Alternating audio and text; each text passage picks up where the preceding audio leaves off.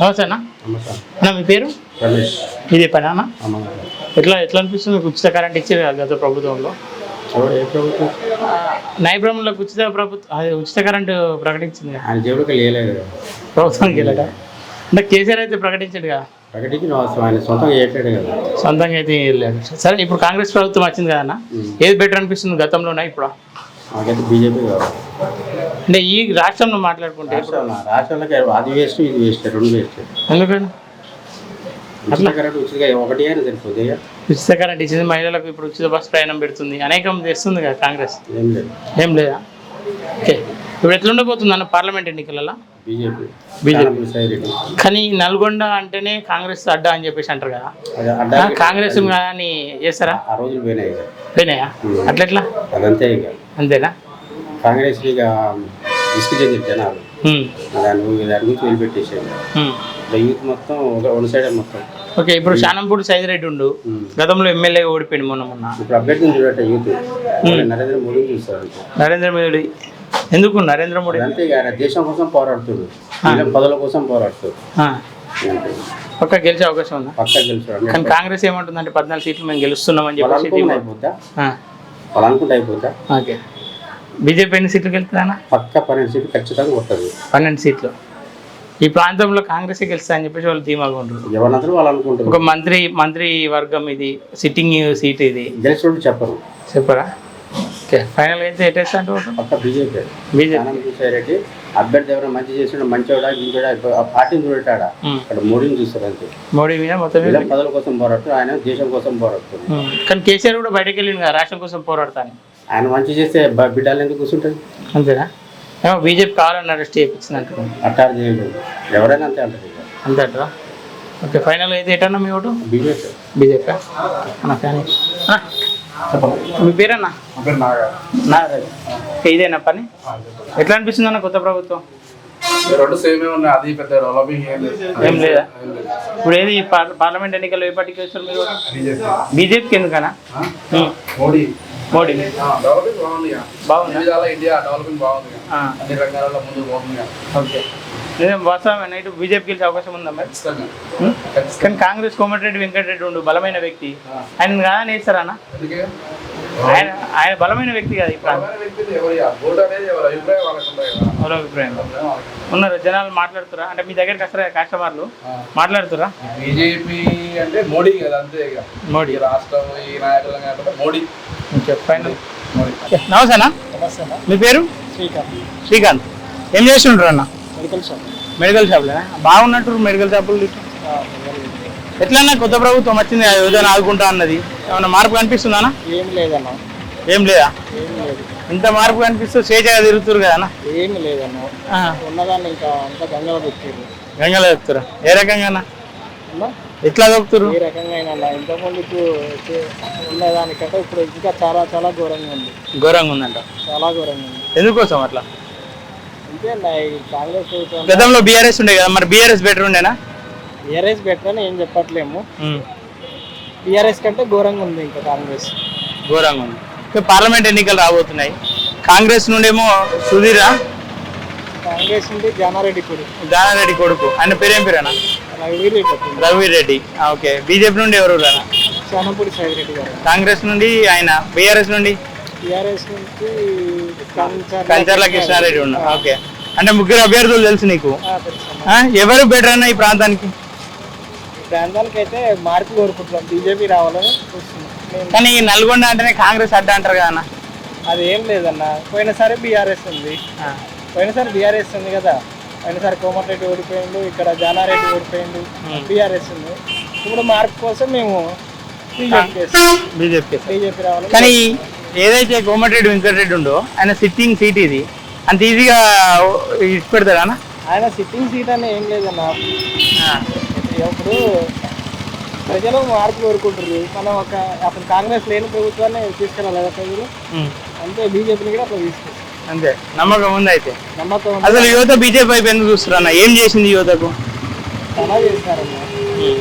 నమ్ముతురా బీజేపీని యువత? 100% నమ్ముతున్నారు. ఓకేనా అన్న? మీ పేరు? రమేంద్రచారి. మెడికల్ షాప్ ఏదా? మొత్తం అదే ఉన్నారు. కానీ ఎట్లా అనిపిస్తుంది? పార్లమెంట్ ఎన్నికలు ఉన్నాయి కదా, ఎట్లా ఉంది? రవి రెడ్డి గెలుస్తా అని చెప్పేసి ఆయన ధీమా వ్యక్తం చేస్తుండు.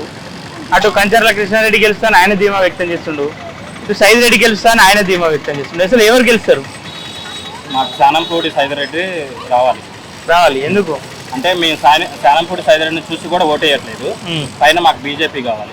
బీజేపీ కావాలి. మోడీ గారికి ఓటేస్తాం. ఎందుకు మోడీ ఎందుకంటే కాంగ్రెస్ ప్రభుత్వంలో మనం ఎన్నో ఉగ్రవాదాలు చూసినాం, ఎన్నో దాడులు చూసినాం.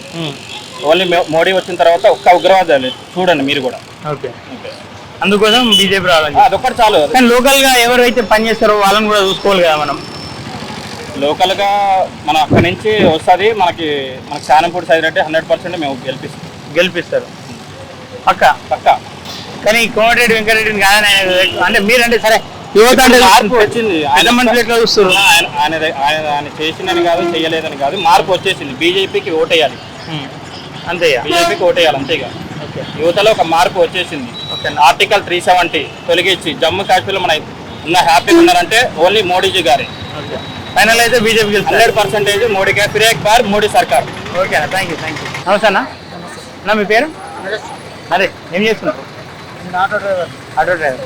ఎట్లా ఉందన్న కొత్త ప్రభుత్వం వచ్చినాక ఆటో ఇబ్బందులు అయితే? బాగాలేదు. ఓకేనా, బాగుందా? బాగాలేదా? బాగలేదు. రేవంత్ రెడ్డి ప్రభుత్వం వచ్చిన తర్వాత మాకేం లేదన్న. ఆటో వాళ్ళకు డ్రైవర్లకు కష్టాలు వచ్చినాయి, ఏం లేదు. రోడ్డు మీద పళ్ళు తీసుకొని తినడానికి సంతోషంగానే ఉన్నావు కదన్న చూస్తే? ఏమున్నదన్న, 10 రూపాయలు 20 రూపాయలు కొంటున్నామన్న. మా దగ్గర ఏమున్నదన్న? ఏం లేదా? నిజంగా ఇబ్బంది అవుతుంది ఆటో వాళ్ళకు? అందుకనే అన్న ఆటో పక్క పెట్టేసి ఇంటికాడ తీసుకుపోవడానికి 10 రూపాయలు లేక, జేబులో పైసలు లేక ఇక రోడ్ల మీద ఇక్కడ తిరుగుతున్నామన్న. రోడ్ల మీద తిరుగుతుంది అంటే ఉచిత బస్సులు పెట్టడం వల్ల. కానీ ఉచిత బస్సు రేవంత్ రెడ్డి కాంగ్రెస్ ప్రభుత్వం ఎందుకు ఓటేస్తామన్నా మేము? చెప్పండి ఒకసారి. ఇప్పుడు పార్లమెంట్ ఎలక్షన్లు వస్తున్నాయి కదా, మరి ఎవరికి ఇస్తావు? నరేంద్ర మోడీ అన్న దేశానికి ఉద్దరి మంచిగా చేస్తుండన్నా. అయోధ్యలో రామ మందిరం కట్టిండన్న నరేంద్ర మోడీ. ఈయనేం చేసిండన్న? దూర యాత్ర, తొక్కల యాత్ర పెట్టి ఏం చేస్తున్నాడు రాహుల్ గాంధీ? అవకాశం అంతా ఇస్తాడేమో మరి. ఎవరికి? ఆయనకు. బరాబర్ నరేంద్ర మోడీకి మేము ఓటేస్తారు. ఈ ప్రాంతంలో బీజేపీ నుండి, ఈ ప్రాంతంలో బీజేపీ నల్లగొండ పార సైదిరెడ్డి గెలుస్తాడా? బరాబర్ గెలుస్తాడన్న పక్క. కానీ కాంగ్రెస్ అడ్డా అంటారు కదా ఈ ప్రాంతానికి. ఎవరికి అడ్డన్నా? ఇది ఏమో కాంగ్రెస్ బలంగా ఎవరున్నారు? సిట్టింగ్ ఎంపీ ఆయన అడ్డనా? అది టీఆర్ఎస్ మీద వ్యతిరేకంతో కొన్ని ఓట్లు వచ్చినాయి కాబట్టి ఏదో గెలిచారు. ఇప్పుడు ఎందుకు గెలుస్తారన్నా? అంతా మేము యువకులం ఉన్నాం కదా, ఆటో డ్రైవర్లు ఉన్నాం, యువకులు ఉన్నాం. నిజంగా ఇబ్బంది జరిగిందన్న ఆటో డ్రైవర్లకు? ఎట్లయితే బాగుంటుందన్న మీకు? నరేంద్ర మోడీ నాయకం వస్తే బాగుంటుంది. ఆటో డ్రైవర్ల జీవితాలకు ఏమైతే అంటే బెటర్ అనిపిస్తుంది?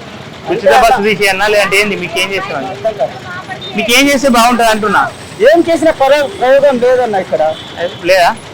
కానీ కాంగ్రెస్ రావడం వల్ల బస్ స్టాండ్ అభివృద్ధి అవుతుందో జరిగిందా అన్నది? అప్లై అయిందా? ఎవరన్నారన్నా కాంగ్రెస్ లేదంటున్నా కానీ లేదన్న, తప్పన్నా. పాతదేనా అది? పాతదే అన్న. ఏం చేస్తారు బయట? ఏదో చేస్తారు అన్న. ఏం లేదు, ఇప్పుడు చేసిందా అది? కానీ జానారెడ్డి కొడుకు ఆయన గెలిపారమ్మా. ఎన్ని సంవత్సరాలు అన్న? జానారెడ్డి ఏం చేసిండన్న? 30 సంవత్సరాలు ఎమ్మెల్యే గెలిపించినాం. వాళ్ళ కొడుకు ఇప్పుడు ఎమ్మెల్యే అయ్యాడు. మళ్ళీ మరో కొడుకుని ఎంపీ చేస్తే ఏం లాభం అన్న? కంచెల కృష్ణారెడ్డి అది కంచెల కృష్ణారెడ్డి ఏం చేస్తే వాళ్ళంతా వాళ్ళకి ఇస్తే ఏమొస్తుందన్న? ఒకసారి సైదిరెడ్డి ఏం చేస్తుంది చూడు. అసలు సైదిరెడ్డి కాదన్న, బీజేపీ మన నరేంద్ర మోడీని ఆశీర్వాదం తీసుకుని మేము ఓటేస్తున్నామన్నా. అంతే. ఫైనల్ గా బీజేపీ ఓటేస్తాను. బీజేపీ ఓటేస్తాం. ఓకేనా, థ్యాంక్ యూ. దేనికి? బీజేపీనా? కానీ కాంగ్రెస్ గట్టి ఉందా అంటారు కదా మీరు? వేస్తేనా? బీఆర్ఎస్ పరిస్థితి ఏమి? కార్డులు ఉంటుందా? కానీ కేసీఆర్ బయటకు వెళ్ళింది కదా, నేను అభివృద్ధి చేస్తా, నేను ప్రశ్నిస్తా అని చెప్పేసి అంటుండగా. ఏం లేదా అనుకున్నాడు? బీజేపీనా? ఎందుకంట బీజేపీ? ఎందుకంట అభివృద్ధి చేస్తున్నా అభివృద్ధి అంటే మీరేమనుకుంటారు? బీజేపీ అనుకుంటారా? అంటే మంది అంటారా లేదంటే నీ మనసు? బీజేపీ అంటారా? ఓకే సార్, మీరు చెప్పండి ఎట్లుంది ఈ ప్రాంతంలో ఇప్పుడు పార్లమెంట్ ఎన్నికలలో? దేశం కోసం, ధర్మం కోసం, దేశ భవిష్యత్తు కోసం ఎవరైతే పోరాడుతున్నారో వారిని మనం ఎంచుకుంటే చాలా పద్ధతిగా ఉంటుంది. మన దేశ భవిష్యత్తు బాగుపడాలంటే, మన పురాతన వ్యవస్థలో మార్పు రావాలంటే దానికి తగినట్లు మనం ఆలోచించి ఓటేస్తే చాలా మంచిది. ఎందుకంటే వాళ్ళ ఈ కార్పొరేట్ కల్చర్ వచ్చిన తర్వాత మన వ్యవస్థ ఎంత వెనుకబడిపోయిందో మీరు ప్రతి ఒక్కరు ఆలోచించారు.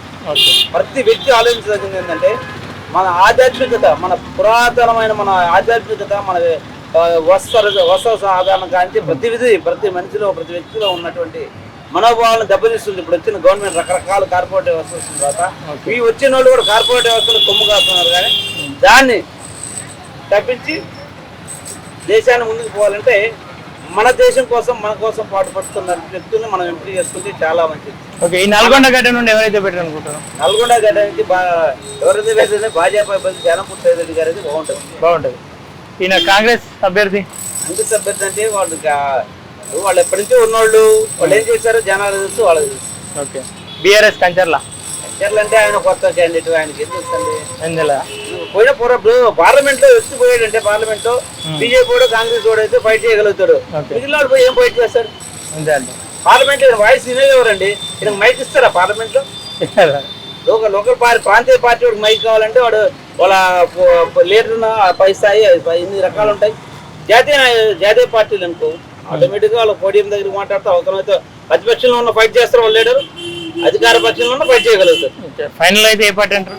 ఫైనల్ గా అయితే నమో నరేంద్ర మోడీ గారు అయితే బాగుంటది. ఒక్కసారి అవకాశం ఇస్తే మన భారతదేశం ఇంకా మనుగడ ముందుగా అంటే మన పురాతనమైన మన సాంప్రదాయాలు, మనకున్న సాంప్రదాయ వ్యవస్థని మట్టి కలిపిపోకుండా ఉంటే మరొకసారి అవకాశం ఇస్తే సరిపోతుంది. మన వ్యవస్థను ముందుకు నడపాలి మనం.